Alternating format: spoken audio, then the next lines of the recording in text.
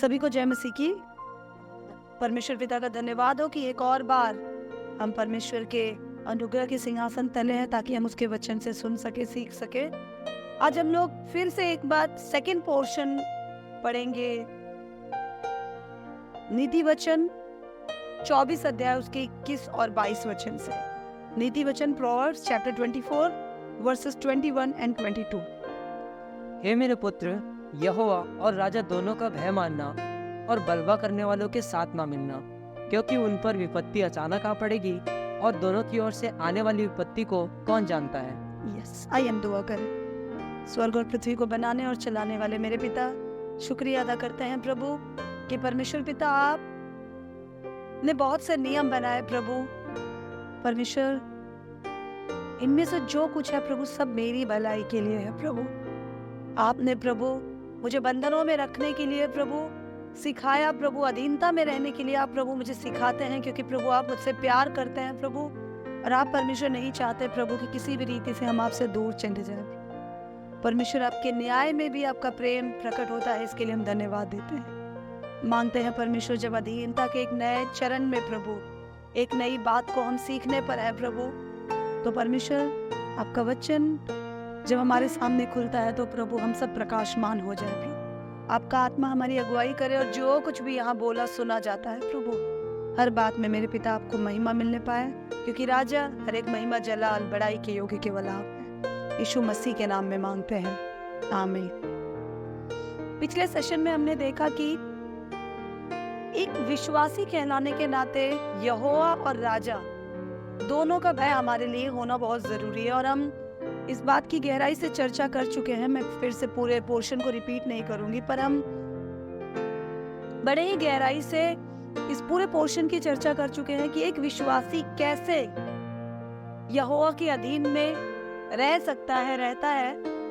और हमने point by point इस बात की भी चर्चा की कि कौन कौन से हमारे आचरण है जो हमें अनजाने में बलवा करने वाला बना देते हैं। यहोवा से बलवा करके कौन बच सकता है जिसने हमें अपने हाथों से बनाया, लेकिन कई बार हमारे कंडक्ट, कई बार हमारा चाल चलन, हमारा सोच विचार, हमारा रवैया, पल पल की बातों में, क्षणिक बातों में जीने की हमारी आदत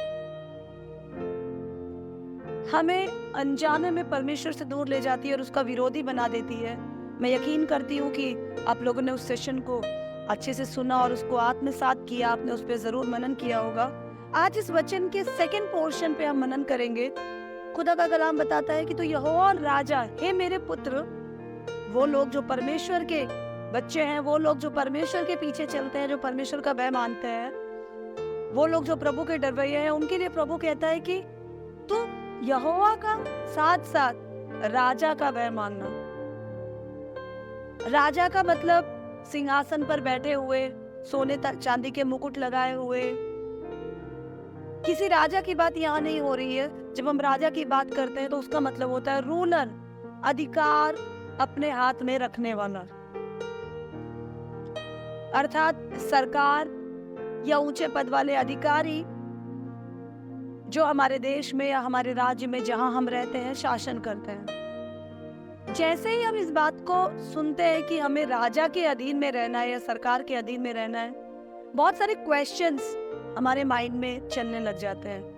पहला क्वेश्चन, हमको कैसे पता चले ये सरकार एक अच्छी सरकार है कि नहीं है। दूसरा क्वेश्चन, ये सरकार जो बोल रही है इसमें से बहुत सी बातें तो परमेश्वर के विरोध में है, हम इनके अधीन क्यों रहे। तीसरी बात, सरकार जब ऐसे नियम बना रही है जो मसीह विरोधी है, जो मान लीजिए सरकार एक नियम बनाती है, होमोसेक्सुअलिटी, समलैंगिकता को सरकार पूरी स्वीकृति देती है और कहती है कि पुरुष पुरुष के साथ और स्त्री स्त्री के साथ विवाह कर सकते हैं, और कोई इसे क्रिटिसाइज नहीं करेगा, कोई इसकी आलोचना नहीं करेगा, तो क्या सरकार की नीतियों का हम समर्थन करें? क्योंकि प्रभु तो सरकार के अधीन रहने के लिए कहता है। मान लीजिए मेरे पास एक खेती बाड़ी है और अचानक सरकार ने कुछ नियम बदले, पुश्तैनी खेती बाड़ी को मेरे आके सरकार अपने कब्जे में कर लेती है और उसके बाद कहती है तुम यहाँ से निकल जाओ, तुम्हें कुछ नहीं मिलेगा। तो क्या न्याय लॉफुल तरीके से, लीगल तरीके से जो जमीन जो जायदाद मेरी है उसको सरकार गैर कानूनी तरीके से अगर अपना लेती है तो क्या मैं उसके खिलाफ आवाज नहीं उठाऊं? और ऐसे हम बहुत सारे भाई बंधुओं के साथ वो करती है तो क्या मैं बलवा ना करूं? क्या मैं उसके विरोध में आंदोलन ना करूं, नारेबाजी ना करूं? तानाशाही की सरकार अच्छी है या लोकतांत्रिक सरकार अच्छी है, रिपब्लिक सरकार अच्छी है? किस तरह की सरकार के अधीन में रहूं? ऐसे बहुत सारे क्वेश्चंस हमारे माइंड में चलने शुरू हो जाते हैं। इसलिए मुझे लगता है इस वचन को हम यदि रोमियो की पत्री 13 अध्याय उसके 1, 2, 3 वचन 1 से लेकर हम पढ़ते जाएंगे, अगर हम उसको ना पढ़े तो शायद हम इस वचन को पूरी तरह एक्सप्लेन नहीं कर सकते। हम लोग एक बार पढ़ेंगे रोमियो की पत्री 13 अध्याय उसके 1 वचन से। हर एक व्यक्ति शासकीय अधिकारियों के अधीन रहे, क्योंकि कोई अधिकार ऐसा नहीं जो परमेश्वर की ओर से ना हो, और जो अधिकार है वह परमेश्वर के ठहराए हुए हैं। यस, आगे पढ़ देंगे। इसलिए जो कोई अधिकार का विरोध करता है वह परमेश्वर की विधि का सामना करता है। यस, परमेश्वर का वचन बताता है इसीलिए हर एक व्यक्ति विश्वासी अविश्वासी कोई भी हो, पर बाइबल विश्वासियों के लिए है, क्योंकि अविश्वासियों के लिए केवल एक सामान्य किताब है। तो हम मसीह लोगों के लिए प्रभु का वचन बताता है हर एक व्यक्ति, आप गोरे हैं, काले हैं, आप किसी भी कम्युनिटी से हैं, आप पढ़े लिखे हैं, आपको बहुत ज्यादा जानकारी है नहीं है, आप अमीर हैं, गरीब हैं, आप किसी भी वर्ग, किसी भी रेस से बिलोंग करते हैं, कुछ फर्क नहीं पड़ता। खुदा का कलाम हम सबके लिए एक समान है। वो कहते हैं हर एक व्यक्ति शासकीय अधिकारियों के अधीन रहे। अगर हम पहला पत्रस 2 अध्याय उसका 17 वचन पढ़े तो उसमें साफ साफ लिखा है कि हर कोई राजा के अधीन रहे, राजा का सम्मान करे। उसमें लिखा है राजा का या किंग का या सरकार का आदर करे। अगर हम बाइबल शुरू से लेकर अंत तक पढ़े, उत्पत्ति से लेकर प्रकाशित वाक्य तक, तो हमें साफ साफ दिखाई देता है कि किसी भी प्रकार की सरकार, डेमोक्रेटिक हो, रिपब्लिक हो या डिक्टेटरशिप हो, किस प्रकार की सरकार के हमें अधीन रहना है, कौन सी सरकार अच्छी सरकार है, इसकी कहीं भी व्याख्या नहीं है। हाँ, बार बार प्रभु का वचन एक बात जरूर बताता है कि जितने भी शासकीय अधिकारी हैं उनको परमेश्वर ने नियुक्त किया, उनको वो परमेश्वर के अधीन है, वो परमेश्वर के कंट्रोल में है। वो सही करते हैं तो, वो गलत करते हैं तो उनके नियम कानून आपको अच्छे लगते हैं तो, नियम कानून आपको अच्छे नहीं लगते हैं तो, वो भ्रष्ट है तो, वो ईमानदार है तो, वो चाहे कुछ भी है, लेकिन हमें एक बात समझना बहुत जरूरी है कि हमें अपनी सरकार का आदर करना है, हमें अपने सरकार के अधीन रहना है, हमें सरकार विरोधी नारेबाजी या सरकार विरोधी बातों पे साथ नहीं देना है, ऐसे लोगों के साथ सहभागी नहीं होना है। क्योंकि खुदा का कलाम बताता है रोमियो 13 का 2 वचन में कि जो कोई इनका विरोध करता है वो परमेश्वर का विरोध करता है, परमेश्वर की ओर से आने वाले अधिकार का विरोध करता है। अगर हम लोग यिर्मयाह नबी की पत्री उसके 27 अध्याय 6 वचन को पढ़े, आप एक बार मेरे साथ मेरे लिए प्लीज निकाल दीजिए। यिर्मयाह नबी की पत्री 27 अध्याय उसका 6 वचन प्लीज पढ़ दीजिए। अब मैंने ये सब देश अपने दास बेबीलोन के राजा नबूकदनेस्सर को आप ही दे दी है, और मैदान के जीव जंतुओं को भी मैंने उसे दिया है कि वे उसके अधीन रहे। यस, परमेश्वर का वचन बताता है नबूकदनेस्सर राजा के बारे में हम सुनते हैं, जो बहुत अत्याचारी था, जो लूटपाट कर लेता था। उस नबूकदनेस्सर राजा के हाथ में परमेश्वर ने सारे राज्य को दे दिया। अच्छी हो तो, बुरी हो तो, हमें पसंद आए तो, हमें ना पसंद आए तो, मुझे और आपको एक बात समझना अजीजों बहुत जरूरी है, और वो बात ये है कि राजाओं को, न्यायियों को, अधिकारियों को और सरकार को परमेश्वर नियुक्त करता है। कई बार परमेश्वर नियुक्त करता है, परमेश्वर उनके मनों को नम्र करता है, कठोर करता है, अपने लोगों को सही करने के लिए और व्यवस्था को ठीक करने के लिए। यदि आप न्यायियों की पत्री पढ़े, न्यायियों की पत्री शुरू से लेकर अंत तक कहानी है इजरायलियों की, जो जब चाहे अपनी मनमर्जी अपने लाइफ में करने लगते थे।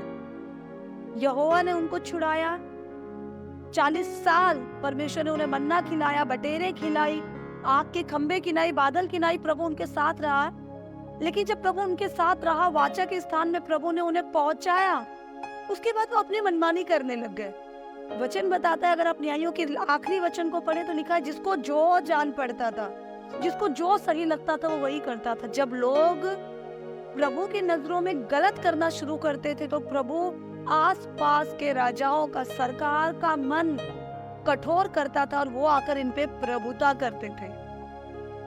कठोर राजा है तो, नम्र राजा है तो, भ्रष्ट राजा है तो, अच्छे राजा है तो, सबके ऊपर परमेश्वर का अधिकार है।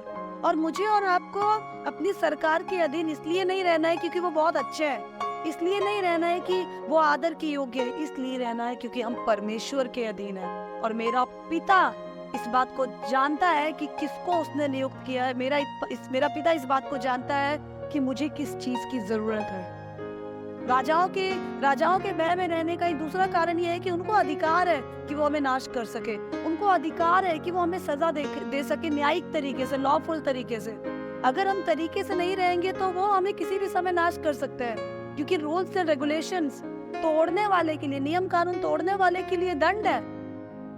तो सरकार चाहे हमारी बात माने ना माने, चाहे वो हमसे एक अच्छा संबंध रखे ना रखे, चाहे हमारी मर्जी के मुताबिक नियम कानून बनाए ना बनाए, परमेश्वर का नियम बताता है कि हमें अपने राजा का आदर करना है। क्योंकि आप राजा का आदर करते हैं और वही कर सकते हैं जिनके मन में एक विश्वास है कि ये राजा तो आएंगे जाएंगे, पर मेरा प्रभु सदा सर्वदा के लिए विराजमान है, उसके सिंहासन पे और कोई नहीं आ सकता। और हमारे मन में ये यकीन होना चाहिए कि ये जो कुछ भी कर रहा है ये मेरे परमेश्वर के कंट्रोल में कर रहा है, और परमेश्वर कहीं ना कहीं इसका इस्तेमाल करके अपने नियम कानून को, अपनी बातों को, अपने वाचाओं को पूरा करने का प्रयास कर रहा है। हमारा परमेश्वर अन्यायी नहीं, हमें यकीन होना चाहिए।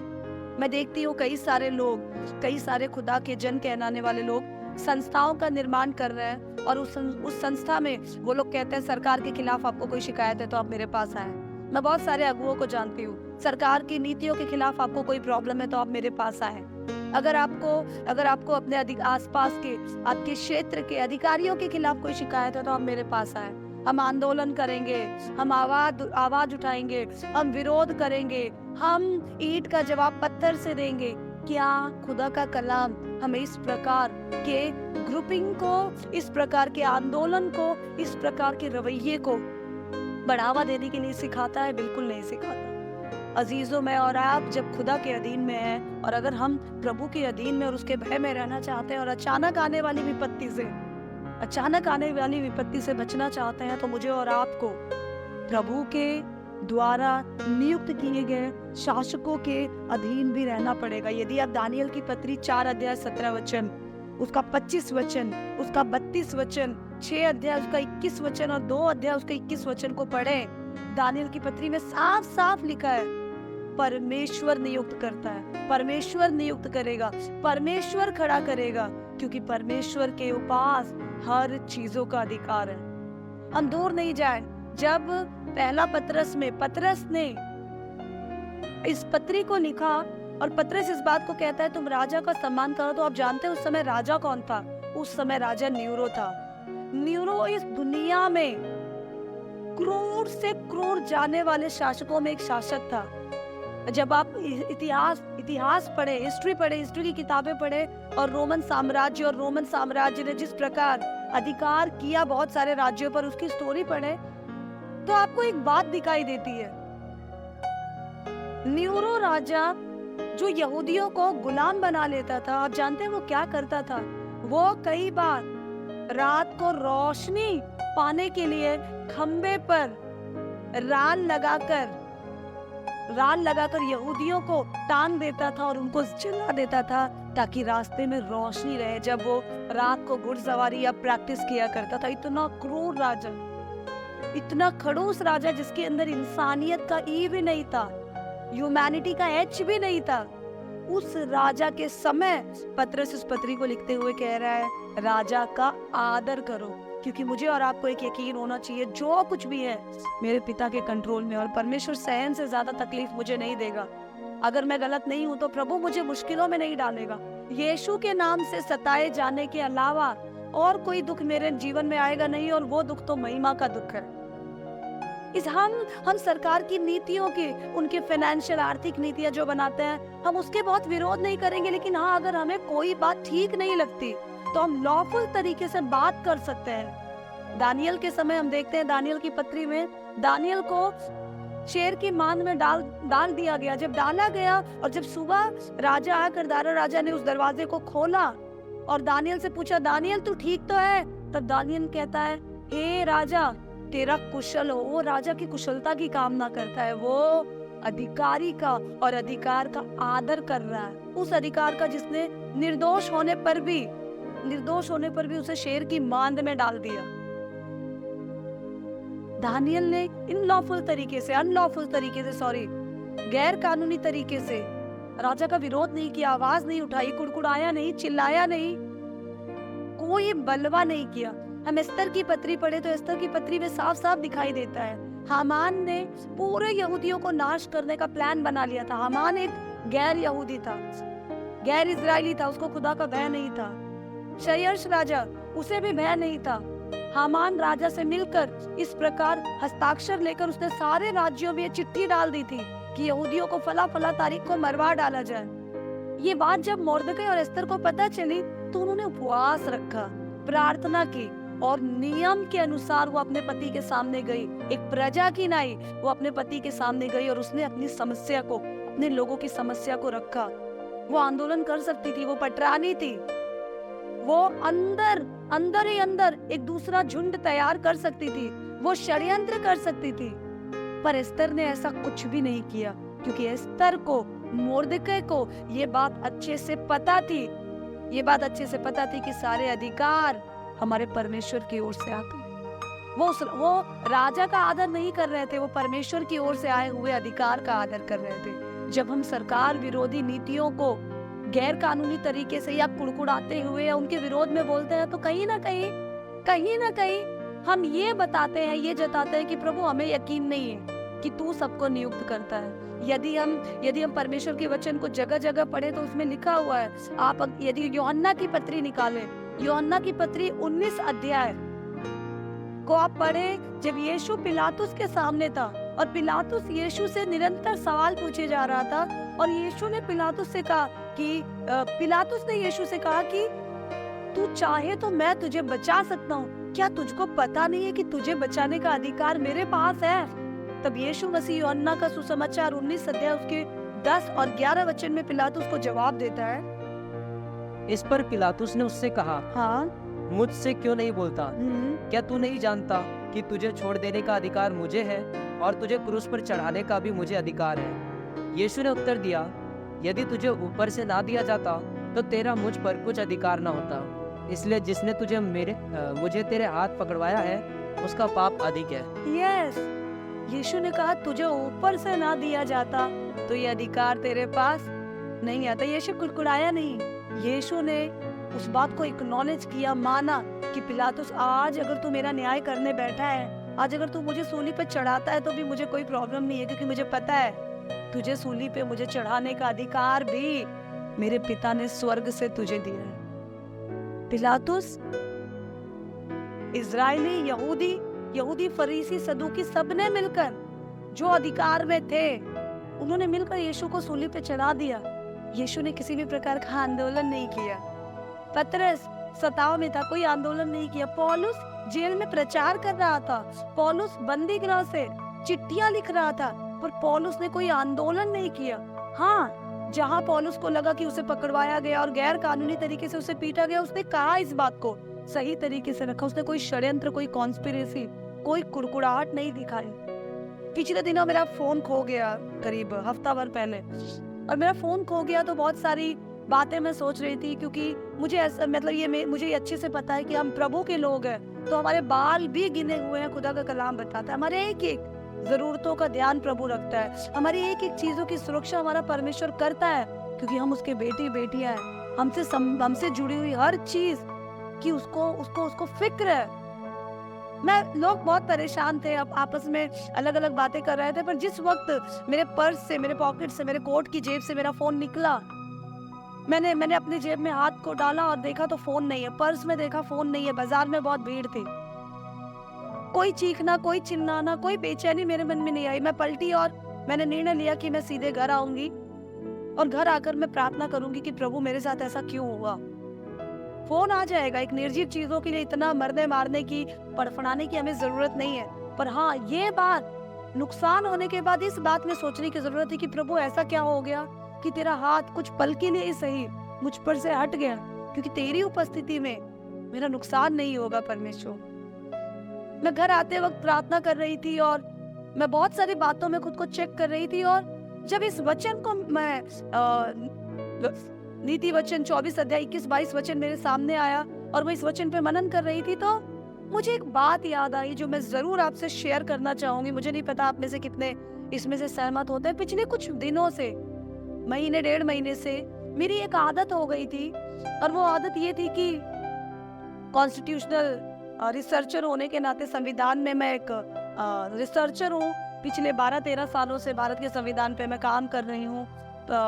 प्रोफेशन से, पेशे से एक वकील होने के नाते नियम, कानून, सही गलत सबकी अच्छी जानकारी है, सरकार की नीतियों की अच्छी जानकारी है, कैसे गवर्नमेंट फंक्शन कर रही है इसके बारे में, एडमिनिस्ट्रेशन के बारे में अच्छी जानकारी है। जानकारी होने के कारण कुछ भी गड़बड़ियां है तो झट से पता चल जाता है। तो मैंने जो डिजिटल मीडिया, जो टीवी में न्यूज वगैरह समाचार चलते हैं, वो काफी सालों पहले बंद कर दिया। अखबार भी, पेपर अखबार लेना भी बंद कर दिया। लेकिन कुछ चैनल्स थे जिन्हें मैंने सब्सक्राइब कर रखा था। उसमें से कुछ चैनल्स ऐसे थे जो इस सरकार की एग्जिस्टेंस, सरकार की बहुत सारी विरोध की बातें, इन्हें क्रिटिसाइज करने की बातें, बहुत सारी बातें वो कर रहे थे। और मैं रात को सोने से पहले करीब जब अपनी आखिरी प्रेयर करती हूँ और अपने कामों को जांचती हूँ, उसके बाद मेरा एक रूटीन हो गया था, मैं डेली इस प्रकार की न्यूज को देखा करती थी। और कहीं ना कहीं मैं ऐसे बलवे से सहमत होती जा रही थी, और कहीं ना कहीं अंदर खून बॉइल हो जाता प्रेजेंट में परिस्थितियों को देखने के बाद। जब मैं इस वचन पे कल परसों मनन कर रही थी, तो मैंने अपने मन में सोचा, मैं ये भूल कैसे जाती हूँ कि जो भी अधिकारी इस समय नियुक्त हैं, कुर्सी पर हैं, उन सब पे मेरे पिता का कंट्रोल है। मेरे जीवन में क्या होगा ये अधिकारी डिसाइड नहीं करेगा, ये सरकार डिसाइड नहीं करेगी। मेरे जीवन में क्या होगा, मेरा जिंदा परमेश्वर जो अपने सिंहासन पे विराजमान है, जो सोता नहीं, ऊँघता नहीं, अपने बच्चों की चिंता करता है, वो डिसाइड करेगा। अधिकारियों के मन को वो सख्त करता है, अधिकारियों के मन को वो नम्र करता है। मैं क्यों डरूं, मैं क्यों फिक्र करूं? और एक और चीज है, स्वर्ग राज्य परमेश्वर ने विश्वास करने वालों के लिए रखा है। अविश्वासियों के लिए, प्रभु का भय ना मानने वालों के लिए, प्रभु की अधीनता में ना रहने वालों के लिए, यहाँ भी वहां भी कष्ट ही कष्ट है, अनंतकालीन दुख ही दुख है। मैं सारी दुनिया के दुख को मिटा नहीं सकती, उसके लिए प्रभु का बेटा काम कर चुका है, सूली पे चढ़ चुका है। मेरी एक ही ड्यूटी है, जो प्रभु का कलाम है उसके अधीन, जो प्रभु के नियम है उसके अधीन, जो अधिकारी है उनके अधीन रहकर मैं जिम्मेदारी से उस काम को कर सकूं जो परमेश्वर ने मुझे कहने का है। और जब मैं कल इस वचन को पढ़कर मनन कर रही थी, जांच रही थी, तो मुझे बहुत शांति मिली और मुझे समझ आया, मैं प्रभु से कह रही थी, प्रभु तू ग्रेट है, सच में मेरे पिता तू ग्रेट है। तो छोटे मोटे झटके देकर मुझे सुधारता है। आमोस की पत्री में साफ साफ लिखा है, पृथ्वी के सारे कुलों में मैंने तुझ पे मन लगाया है, इसलिए तेरे हर एक अधर्म का दंड मैं तुझे दूंगा। कितना अच्छा है संसार के हाथों में पड़ने से बेहतर सर्वशक्तिमान के हाथों में पड़ जाना। फिरौन का मन परमेश्वर ने कठोर किया, हम अच्छे से जानते हैं। बाद में फिरौन का मन परमेश्वर ने ही नम्र भी किया, ये भी हम अच्छे से जानते हैं। फिर भी हम फिरौन को देखकर दांत पीसते हैं, हमें लगता है फिरौन विलन है। बिल्कुल नहीं, सब कुछ हमारे परमेश्वर के कंट्रोल में है। हम अधिकारियों को देखते हैं, पर अधिकारियों के ऊपर एक अधिकार सिंहासन डाले बैठा है, मेरा और आपका पिता। हम उसको कई बार देख नहीं पाते। हम बहुत नैरो, बहुत कन्फाइंड हो जाते हैं, पिंजरे में, अपने सोच के पिंजरे में खुद को डाल लेते हैं। प्रभु का वचन बताता है, नीति वचन 24 का 21 और 22 वचन, राजा का भय मानना, उसे तुझे दंड देने का अधिकार है। राजा का भय मानना, क्योंकि वो अधिकार मैंने उसे दिया है। राजा का भय मानना, उसके खिलाफ बलवा करने वाले टीम का हिस्सा मत बनना। इसलिए मत बनना क्योंकि जब तू उसके विरोध खड़ा होता है तो तू मेरे विरोध खड़ा हो। क्या पता परमेश्वर सरकार किन किन चीजों को सही करने के लिए लाता है। बहुत सारे दुनिया में लोग हैं जो आसानी से सुधरने वाली नहीं है। प्रभु सख्त लोगों को नियुक्त करता है ताकि ये सही हो जाए। न्यायियों के समय में इजरायली गलत थे तो प्रभु राजाओं का मन कठोर करता था, पर जब वो सही थे तो प्रभु ही नम्र करता था। राजा का कोई रोल नहीं था, राजा के पीछे बैकग्राउंड प्लेयर हमारा परमेश्वर था। इसलिए कलीसिया, हमें जानना जरूरी है कि जो भी हमारे ऊपर अधिकारी हैं, हम राजा है, सरकार है, उनकी नीतियां अगर परमेश्वर के नियम के विरोध नहीं है तो आप जो कुछ नियम कानून है उसे मानना। यीशु ने भी कर दिया। यीशु मसीह भी नियमों के अधीन रहा। यीशु मसीह इस कदर अधीन रहा कि परमेश्वर का बेटा होने के बाद भी यूहन्ना बपतिस्मा देने वाले से उसने बपतिस्मा लिया। यूहन्ना ने कहा कि मैं तो तेरी जूतियों के बंद खोलने के योग्य भी नहीं हूँ। यीशु ने कहा तू सब बात छोड़, अभी इसी रीति से सारी धार्मिकता को पूरा कर। जो प्रभु ने जिसके अधीन जो जहाँ जैसे करने के लिए कहा मैं करूंगा। वो अपने माता पिता के अधीन रहा।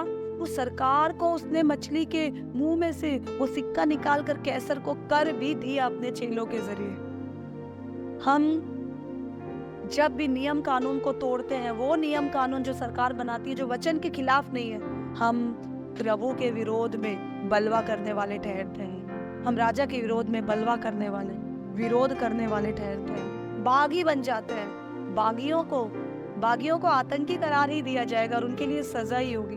हम प्रभु के विरोध में, सरकार के विरोध चलकर यहोवा के विरोधी ना बन जाए, बागी ना बन जाए। अब सवाल उठता है जब ये ऐसी नीतियां बनाए जो प्रभु के विरोध में। मान लीजिए सरकार कहती है केवल विश्वासी लोग प्रार्थना के लिए नहीं मिलेंगे, बाकी मिलजुल सकते हैं। हम नहीं मानेंगे, हम मिलेंगे। सरकार कहती है आप अबॉर्शन कराओ, आपको कुछ नियम कानून के कारण गर्भ को गिराना पड़ेगा, नहीं कर सकते क्योंकि हमें पता है मर्डर करना पाप है। सरकार कुछ ऐसे नियम लाती है जो आपको लगता है खुदा के वचन के खिलाफ है। दानियल नहीं माना, शद्रक मेशक अबेदनगो नहीं माना। क्यों नहीं माने? वो दारा के खिलाफ, वो नबूकदनेस्सर के खिलाफ कुड़कुड़ाए नहीं, लेकिन उन्होंने बड़ी शांति से अपने आप को प्रार्थना में, उपवास में रखा। एस्तर ने अपने आप को उपवास में रखा। वो कुड़कुड़ा सकती थी पर उसने ऐसा कुछ भी नहीं किया। उनको ये पता है हमें परमेश्वर के नियम को मानने के लिए शोर मचाने की जरूरत नहीं। हम बड़ी शांति से, बड़ी शालीनता से, बहुत प्रेम से अपने पिता की आज्ञा को मान सकते हैं। अजीजों, जब हम राजा का विरोध करते हैं, सरकार का विरोध करते हैं, हम प्रभु का विरोध करते हैं। आप एक बात याद रखना, रोमियो की पत्री 8 अध्याय उसका 28 वचन।